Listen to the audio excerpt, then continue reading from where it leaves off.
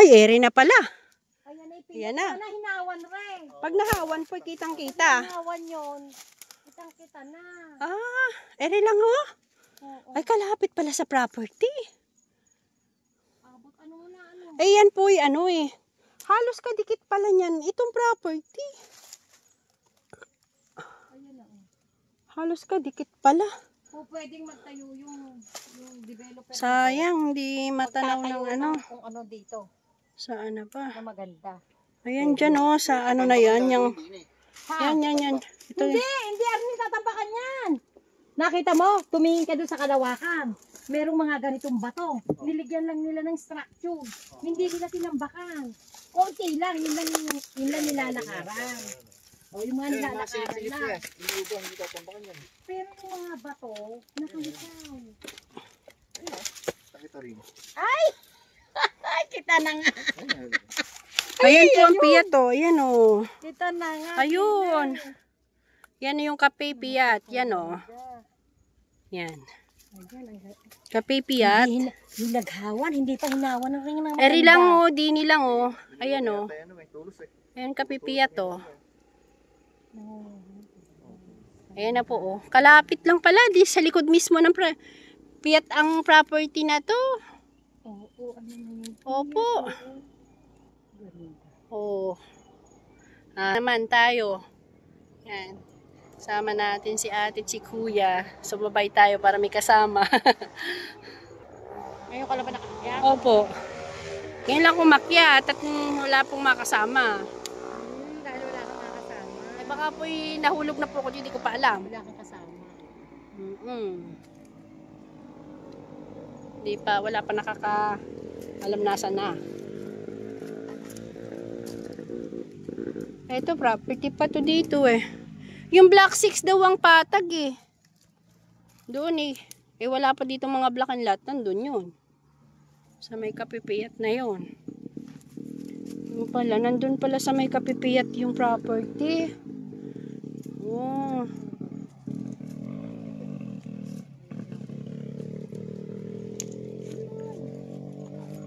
Property.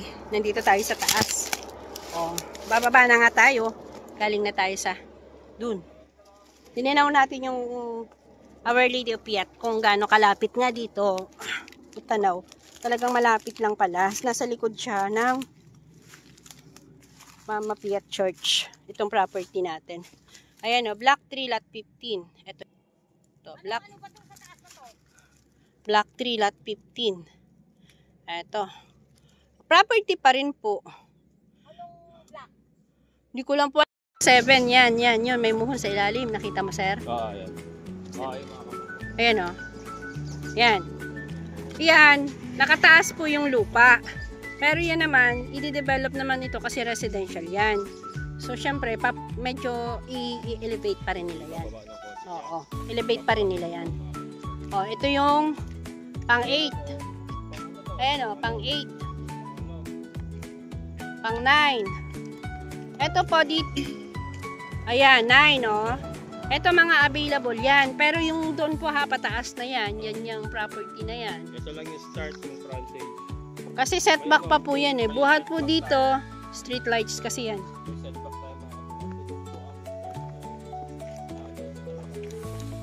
Yan, ito. Hanggang dito.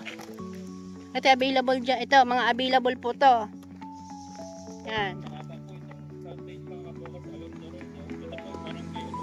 Ano? Malaki pinda road dito.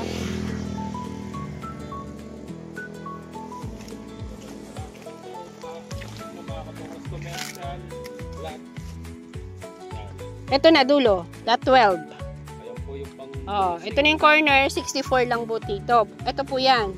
Ito yung corner na. Corner lot po yan, pataas dun. Pataas dyan. Magubat lang, pero pag yan, ibinaba ang lupa, iaayos, elevate. Oh. Dito pa pa naman yung mga... Pabako pa yan.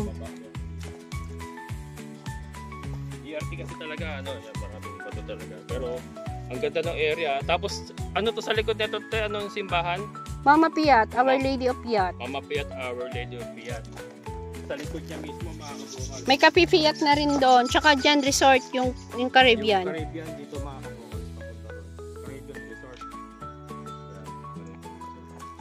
Yan po, yung property. Dito tayo. Ilang Oh. lote to? 12. Lote mga kabakas to. Ayan. DRT. Hindi, bali, mag-start na Yung tayo front sa end, 6. 6. commercial. Oh, 6, 7. 7, 8, 9, 10, 11, 12. 6 na lote na lang. Anim na lote na lang. Oo. Bawat sa 6 kasi nakuha na. Black pala yung sinasabi mo kanina. Black 2 yan. So, 6 na lote yung available. Oo. Ay, ano yun ah? Lala ko yun ah. Ito mga kabukot, napakaganda ng daan. Laki. Hindi, soon to ano kasi to eh. Siyempre main road maganda. Oo. Daanan ng mga rider to, mga papunta sa Puning Cave. Oo. Papunta dyan sa Puning Cave, mga dinarayo yan. Ilog dyan. Anong cave yun? Puning Cave. Puning Cave. Sa DRT Bayabas yun. Puning Cave. Oo, may mga paliguan kasi dyan. Oo. Kasi ito mga kabukas, kaya pinaganda yung kalsada. Dahil daanan ito ng mga turista, yung mga Oo, nagmumotor. mga dinarayo po dito, mga taga malalayong lugar din. Swimming, ganyan. Kasi may mga resort dito dyan. Ito. Meron tayo sa init pa. Ha? May mga init pa tayo sa Oo, marami pa. BC Road po ito. Ha? BC Road to. Oo, busy road to. Ang kagandahan nga dito, magkaroon ka dito ng commercial na kainan.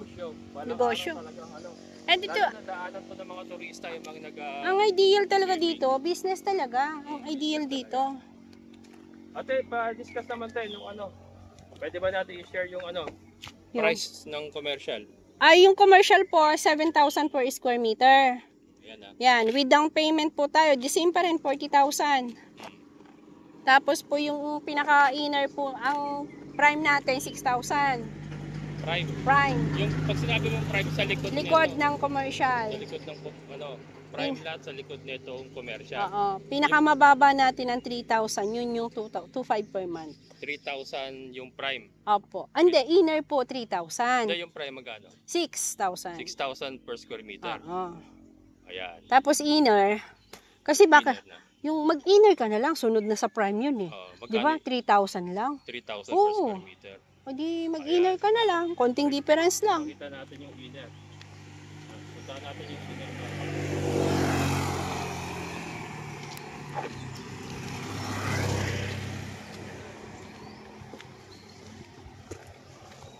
Busy road po dito. Mga ahente rin yun.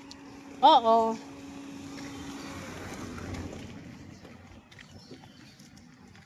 Yan mga kabukol, busy road oh.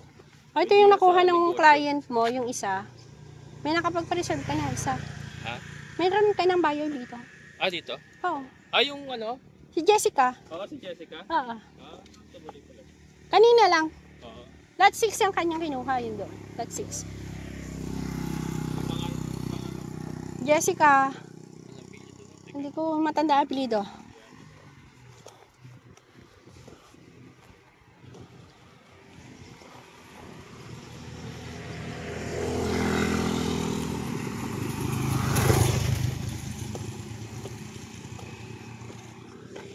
Ay, si Sir.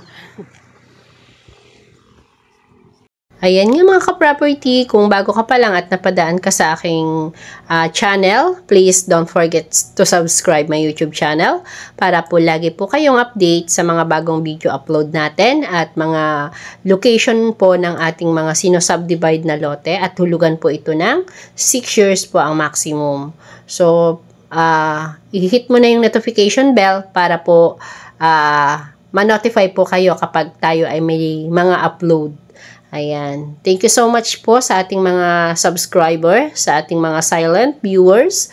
Shout out po sa ating mga client at kamusta po kayo.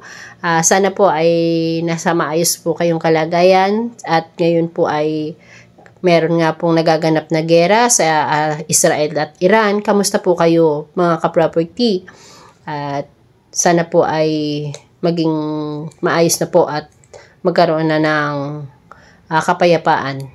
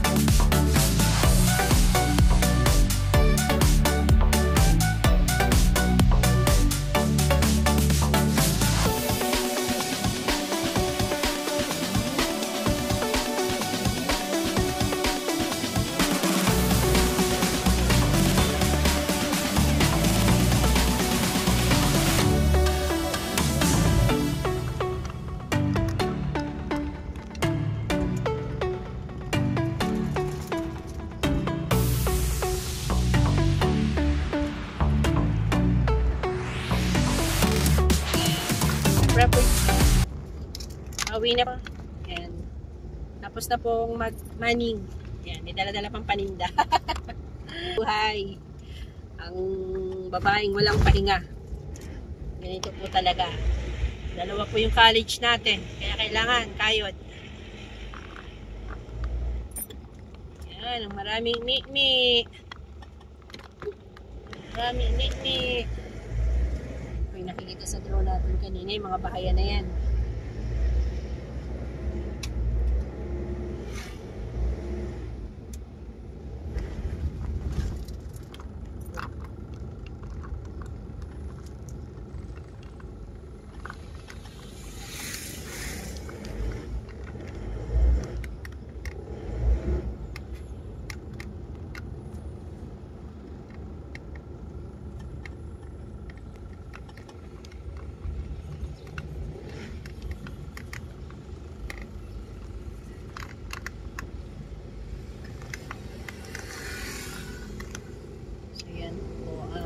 Ribbon.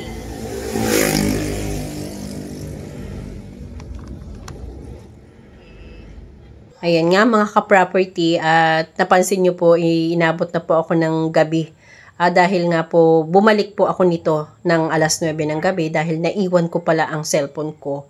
Dahil naipatong ko po dun sa kubo sa upuan. So, buti na lang at pagdating ko ay nakita ko naman. So, almost 30 minutes lang ang travel time ko dahil paspasa na at isa pa wala namang traffic. So buti na lang po at walang nakapunta sa kubo. At ito nga po, napansin ko po sa nasa gabi pala ay maliwanag po pala dito dahil malalaki ang street lights. Kabalitaan ko, ang balita ko po kasi dito sa DRT ay napakaganda rin ng ng mayor. Kasi maasikaso po ang namamahala ditong mayor. Sabi nga po ay hindi daw corrupt. Kaya nailalagay sa tama ang kanilang budget dito sa DRT Doña Remedios Trinidad. So mag-avail na po kayo, mag-invest na po kayo dito sa aming hulugang lupa. At sigurado pong for business area po ito soon. After po ng mga ilang years pa ay mas gaganda na po ito. So ayan, ka-property. So thank you so much again sa inyong panonood. At good night po sa ating mga new subscriber at sa ating mga client, sa ating mga taga-support dyan. Please don't skip na sa ating ads na para naman po malaking bagay sa aming maliit na content creator. So ayan, bye-bye.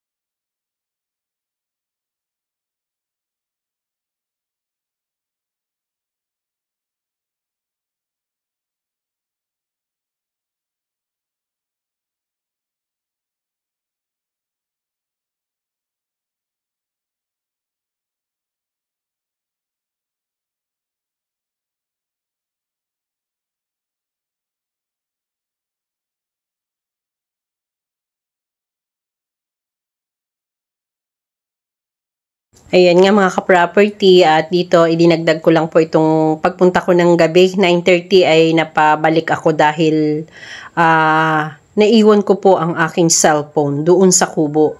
Sa pag-aayos ko ng aking tarpaulin ay naiwanan ko pala. Mabuti na lang at wala pang nakakuha dahil medyo hapon na ako nung umalis. At pansin nyo, may estudyante na akong nakasalubong doon sa unang video natin. So, yan. Salamat naman at walang nakakuha. Pero dito pala ay napakaliwanag naman. Akala ko kasi ay madilim. So, napakalalaki pala ng mga street lights dito sa gabi. Kaya, okay na okay naman ang ating property.